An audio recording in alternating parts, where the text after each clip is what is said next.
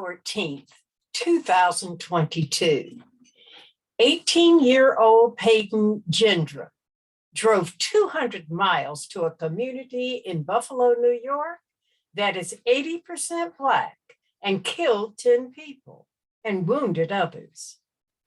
Buffalo Mayor Byron Brown, a Black man, addressed the community after this crime and talked about how they worked together to open Tops-friendly Market grocery store. Our store, uplifting our community. He said that many of the people standing around him at the press conference knew some of the victims and all hearts were heavy. Who are the victims of this crime? 11 of the victims were Black, 2 were white. 4 of the victims were store employees. 3 were hurt and hospitalized. What about their lives and their families? How and why did race and ethnicity make them targets? Meet them by finding the article, Who Are the Victims of the Mass Shooting in Buffalo? This is the story, but American media has made the story about Great Replacement theory and Republicans. To me, that's a hate crime, relegating the victims as an after story. I'm Addie Banks, and this is my report. May 16th headline. The Buffalo shooter isn't a lone wolf. He's a mainstream Republican. May 17th. Scrutiny of Republicans who embrace Great Replacement theory after Buffalo massacre. Also on the 17th, Arkansas State Senator slammed for Buffalo shooting comments. May 18th, today. Once a moderate Republican, Elise Stefanik is now at the center of the anger over the Buffalo shooting. These articles insult the victims of a deplorable crime and their families, as well as the Buffalo community, by refocusing attention away from them and using this tragedy to hammer Republicans and to focus on Great Replacement theory, a hate crime, racially motivated, Black people living their lives in America. What level of fear and resentment motivates tipping the scale enough for an 18-year-old to kill 10 people who have done him no harm? White supremacy? Great Replacement theory? I turned to the article posted on May 16th at AP Examiner. Theory of white replacement fuels racist attacks. David Botter writes that a racist ideology seeping into the internet's fringes, into the mainstream, is being investigated as a motivating factor in the supermarket shooting that killed 10 people in Buffalo, New York. Most of the victims were Black. Ideas from the Great Replacement theory filled a racist creed, he writes, supposedly posted online by the white 18-year-old man accused of targeting Black people on Saturday's rampage. Authorities were still working to confirm its authenticity. Certainly, There was no mistaking the racist intent of the shooter. He asks, what is the great replacement theory? Simply put, he writes, it says there's a conspiracy afoot to diminish the influence of white people. Believers say this goal is being achieved both through immigration of non-white people into societies that have largely been dominated by white people, as well as through simple demographics, with white people having lower birth rates than others. The theory's more racist adherents believe Jews are behind the so-called replacement conspiracy.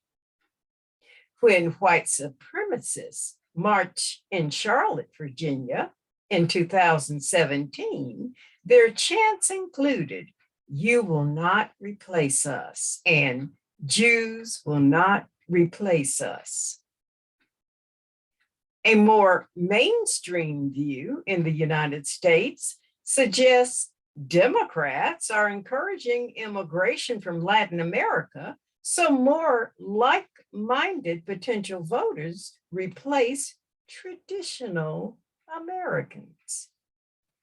This was stated by Mark Pitkovich, Senior Research Fellow at the Anti-Defamation League, that is cited in this article. What are the roots? He was asked.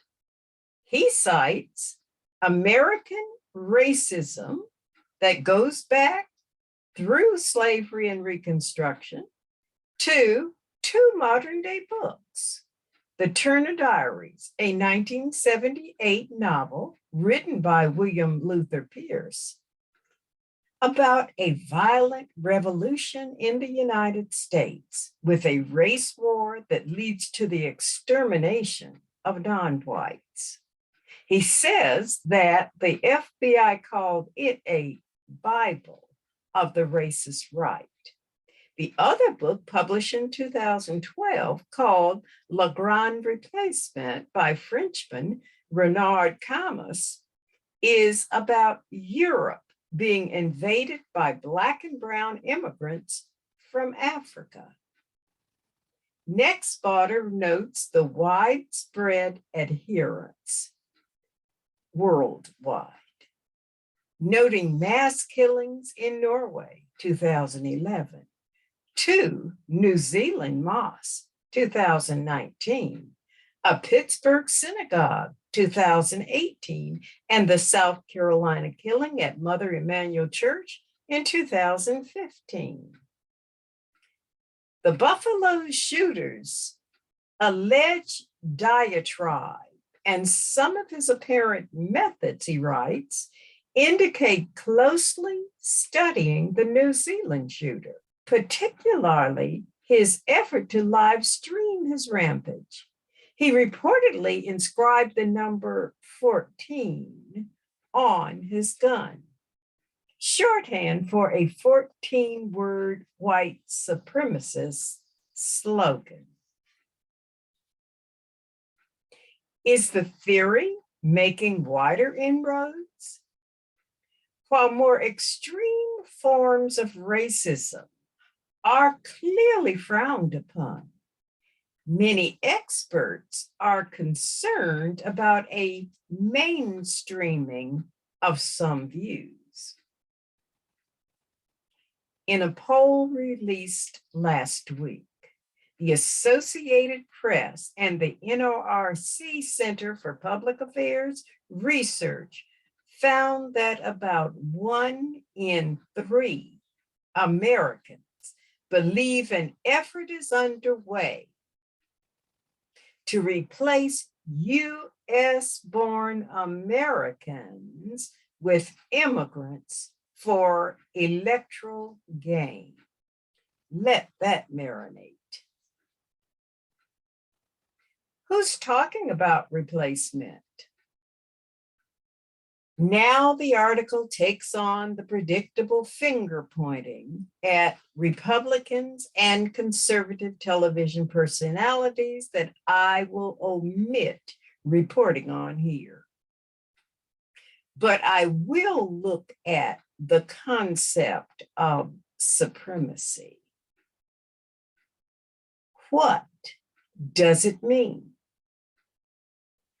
Simply put, the state or condition of being superior to all others in authority, power, or status. Therefore, in Japan, supremacy means pure-blooded Japanese. Racism in Japan is well documented against people deemed hybrid or other ethnic groups not Japanese, pure Japanese.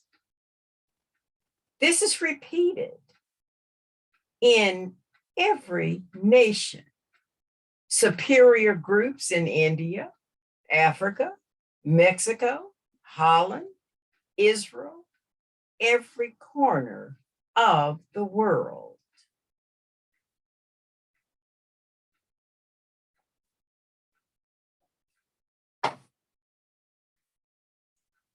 What conclusions do you draw about racism, supremacy, human nature, and innate resentments that all beings actively engage in? How is truth suppressed to achieve selfish goals at the cost of lives and happiness? Why are scholars not sounding an alarm on why people resent others that they deem invaders? Why do we use heinous events to score political points? Once we answer these questions, we get into the real issues of racism and solutions for turning this around.